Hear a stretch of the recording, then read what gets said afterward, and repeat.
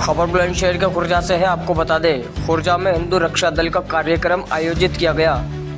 संगठन के राष्ट्रीय अध्यक्ष पिंकी चौधरी मुख्य अतिथि के रूप में शामिल हुए। तलवार बांटने के सवाल पर उन्होंने एक विशेष समुदाय को लेकर विवादित बयान दिया।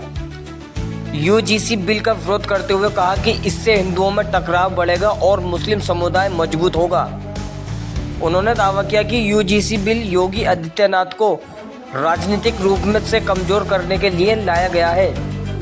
पिंकी चौधरी ने मुख्यमंत्री योगी आदित्यनाथ से इस्तीफा तय की बात कही और सवर्ण समाज के सांसद विधायकों से सामूहिक इस्तीफे की अपील की। आप देख रहे थे जमीनी खबर और मैं आपके साथ नदीम शाह। आज कार्यक्रम यहाँ आयोजित किया गया है, क्या उद्देश्य है इसका, क्या संदेश देना चाहते हैं? ये उद्देश्य ये है अपने सभी हिंदू परिवारों को संगठित करना, युवाओं को हिंदुत्व के प्रति जागरूक करना और जिस तरीके से हमारी बहन बेटियों को लव जिहाद में फंसा रहे हैं जिहादी, अपनी बहन बेटियों को किसी भी रूप में बचाना। हम अपनी बहन बेटियों के लिए जो है संघर्ष कर रहे हैं और ताकत के साथ सभी हिंदू परिवारों को संगठित कर रहे हैं। जातियों में ना बटे हमारे परिवार, इसके लिए हम बहुत अहम भूमिका निभा रहे हैं अपने हिंदू परिवारों को एक करने के लिए।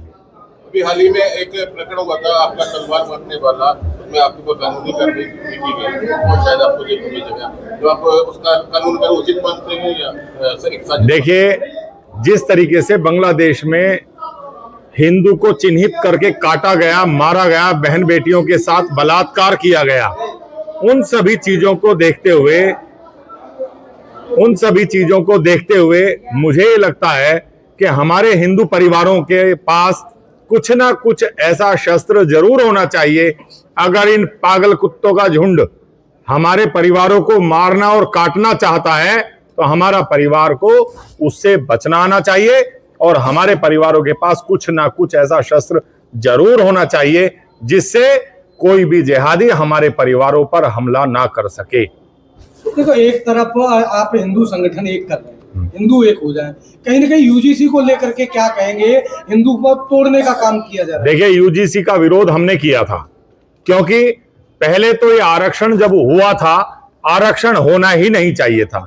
जब से ये SC ST का जो आरक्षण इन्होंने लागू किया था पिछली सरकारों ने, तो उसमें हिंदू में बहुत ज्यादा मतभेद हो गया था, एक तरीके से बहुत बड़ी खाई हो गई थी। और ये यूजीसी का जो बिल अब लाने की जो कार्रवाई ये कर रहे थे, जिसमें सुप्रीम कोर्ट ने रोक लगाई है, वो बिल तो इतना भयानक था, इतना खतरनाक था कि हिंदू आपस में ही लड़ते, और आपस में लड़ना नहीं है, हिंदू को संगठित होना है, ताकतवर होना है। और इस बिल से मुसलमानों की भी ताकत जो है बढ़ती। अगर वो हमारी बहन बेटियों को लव जिहाद में फंसाते और हमारी बहन बेटियां मना करती तो वो मुकदमा कायम करते।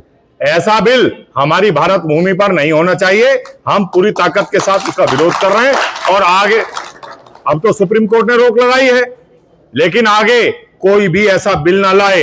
और मेरी तो एक और राय है और सभी हिंदू से एक मांग है, जिस प्रकार पहले SC ST OBC जिनको भी आरक्षण है, भाई ब्राह्मण समाज को भी इसी तरीके से सड़कों पर आकर अपना आरक्षण मांगना चाहिए, राजपूत समाज को भी मांगना चाहिए, वैश्य समाज को भी मांगना चाहिए। जब सभी को आरक्षण दे दिया जाएगा तो सभी का समान हो जाएगा। या तो आरक्षण खत्म हो और नहीं तो सबको आरक्षण मांगना चाहिए। हमारे यहाँ हिंदू में अगर ये भेदभाव पैदा हुआ है तो ये भेदभाव समाप्त करना चाहिए। आज हिंदू को संगठित होने की आवश्यकता है।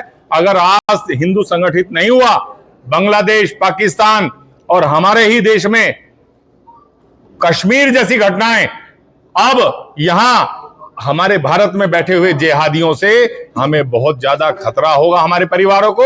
और इसीलिए मैं हर जिले में जा रहा हूं, पूरी ताकत के साथ जा रहा हूं और हिंदू को कह रहा हूं कि आपको संगठित होने की आवश्यकता है, जाति में बंटने की आवश्यकता नहीं है।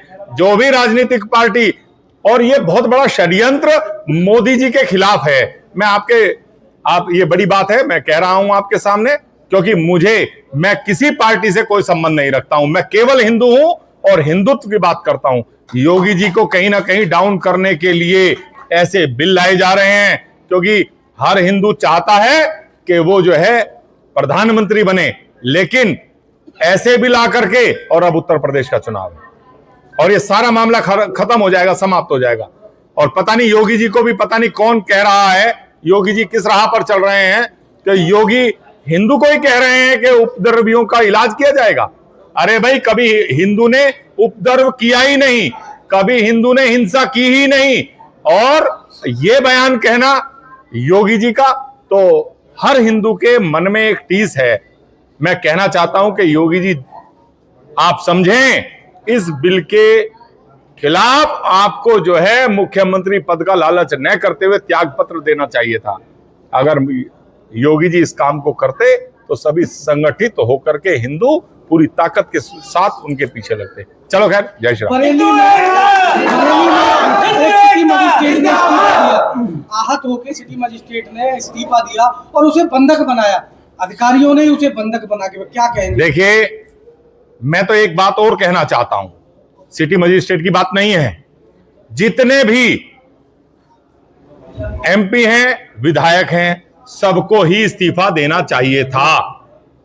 नहीं तो आने वाला समय इतना घातक होगा, क्योंकि बांग्लादेश में आप देखिए कोई एसटी या ओबीसी या किसी को जाति देखकर नहीं मार रहा है, जो कट्टरपंथी मार रहे हैं वो सीधा हिंदू देख करके उनको मार रहे हैं। और यहां भारत में किस प्रकार की लड़ाई है? जातियों की लड़ाई। ये जातियों की जो लड़ाई है, मैं ये कह रहा हूं, एक बार में सामूहिक रूप में लोकसभा में बैठे हुए लोग भी इस्तीफा देते, विधानसभा में बैठे हुए लोग भी इस्तीफा देते, जब काम आता, जब लाभ होता।